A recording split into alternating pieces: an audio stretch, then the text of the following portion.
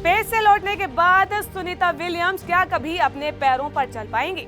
ये सवाल इसलिए भी खड़ा होता है क्योंकि आज हम आपको अंतरिक्ष से लौटने वाले एस्ट्रोनॉट्स की वो वीडियोस दिखाएंगे जिसमें कि वो स्पेस से लौटने के बाद अपने पैरों पर ठीक से चल भी नहीं पा रहे थे और इसके लिए उन्हें ट्रेनिंग तक लेनी पड़ी है। बड़ी बात तो ये है कि स्पेस में रहने के बाद हमारे शरीर पर कई विपरीत असर पड़ते हैं। सुनीता विलियम्स और बिच विलमोर जो कि बीते 2 महीने से स्पेस में फंसे हुए हैं और अब तो नासा ने भी उनकी वापसी को लेकर एक लंबा समय जारी कर दिया है। अब ऐसे में बड़ा सवाल ये खड़ा होता है कि इतने लंबे समय के बाद सुनीता विलियम्स और बिच विलमोर जब धरती पर लौटेंगे तो फिर उनकी सेहत का क्या होगा और क्या अपने पैरों पर वो कभी चल भी पाएंगे? दिखाएंगे इस आगे की वीडियो में।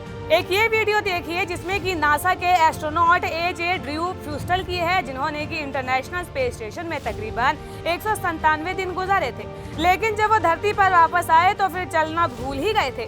फिर इसके बाद कई महीने तक उन्हें चलने की ट्रेनिंग लेनी पड़ी थी और वीडियो में आप खुद देख भी सकते हैं कि कैसे वो अपना बैलेंस ठीक से बना भी नहीं पा रहे थे। तो यही एक ये दूसरी वीडियो देखिए जो कि अंतरिक्ष यात्री हेडी मेरी स्टेफनी सीन की है, जो कि मंच पर खड़े होकर अपने अंतरिक्ष के एक्सपीरियंस के बारे में जानकारी दे रही थी और इस दौरान वो 2 बार बेहोश भी हो गई थी। उनके पैर भी लड़खड़ाए थे। नासा के अधिकारियों ने उस समय जानकारी देते हुए बताया था कि तकरीबन 12 दिनों तक जीरो ग्रेविटी में रहने के कारण उनकी ऐसी ये हालत हो गई थी। अंतरिक्ष यात्री न केवल अपने शरीर का बैलेंस खो देते हैं बल्कि उन्हें अंतरिक्ष एनीमिया से भी पीड़ित हो जाना पड़ता है। आखिरकार ये अंतरिक्ष एनीमिया होता क्या है? क्योंकि धरती पर रहकर हम जिस एनीमिया के बारे में जानते हैं वो तो ब्लड एनीमिया है, तो फिर भला ये स्पेस एनीमिया क्या हुआ? अंतरिक्ष एनीमिया एक ऐसी कंडीशन है जो कि अक्सर एक्सटेंडेड स्पेस मिशन के दौरान और फिर उसके बाद अंतरिक्ष यात्रियों में देखी जाती है। एनीमिया का मतलब है कि शरीर में रेड ब्लड सेल और हीमोग्लोबिन की कमी का होना।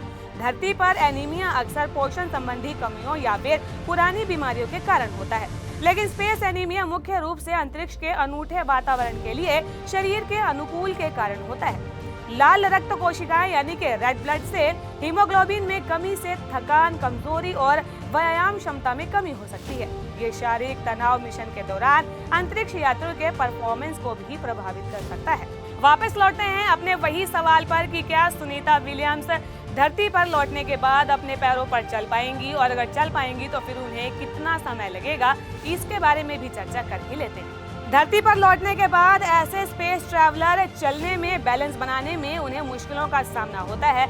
मोटर नर्व के साथ साथ उनकी कॉग्निटिव स्किल पर भी असर पड़ता है। एक स्टडी में ऐसा पाया गया है कि ज्यादातर यात्री लंबे समय तक बोलने और लोगों से मिलने जुलने में दिक्कतें झेलने लगते हैं और यहाँ तक कि तकरीबन उनकी आंखें भी कमजोर हो जाती है। इंटरनेशनल स्पेस स्टेशन में कॉस्मिक किरणों पर ALTA के नाम से लगातार प्रयोग चल रहे हैं। अपोलो 11 मिशन के दौरान ये देखा गया था कि कैसे कॉस्मिक रेज एस्ट्रोनॉट के हेलमेट्स को भेदकर उसका असर छोड़ती है। ये वजह है कि अंतरिक्ष यात्रियों को लगातार अजीब गरीब रोशनी दिखाई देती है। कई तरह के शेप और रंग जो है उन्हें अपने आसपास दिखाई देते हैं। किसी को ये जिंदा इंसान की तरह नजर आते हैं तो किसी को रोशनी से आवाजें भी आती है। फिलहाल इस पर स्टडी चल रही है और कॉस्मिक रेंज किस तरह से ब्रेन पर स्थायी असर डालती है, इसे लेकर भी कई तरह की स्टडीज स्पेस यूनिवर्स की ओर से की जा रही है। स्पेस ट्रैवलर्स को लेकर दी गई ये जानकारी आपको कैसी लगी और जो भी जानकारी हमने आपको दी है क्या उसके बारे में पहले आप जानते थे?